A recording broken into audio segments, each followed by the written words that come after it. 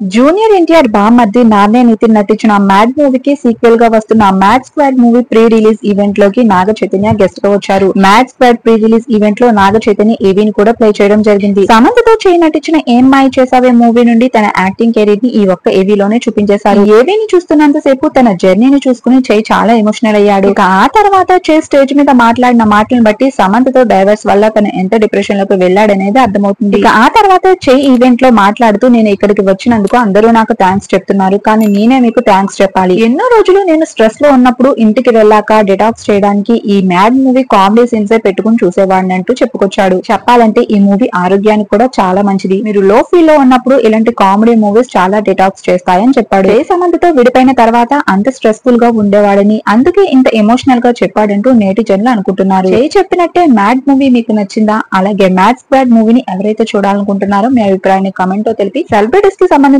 Latest updates ని మీరు miss కాకుండా ఉండాలంటే ఈ వీడియోని లైక్ చేసి మా ఛానల్ ని సబ్స్క్రైబ్ చేసుకుని పక్కనే ఉన్న బెల్ ఐకాన్ ని యాక్టివేట్ చేసుకోండి.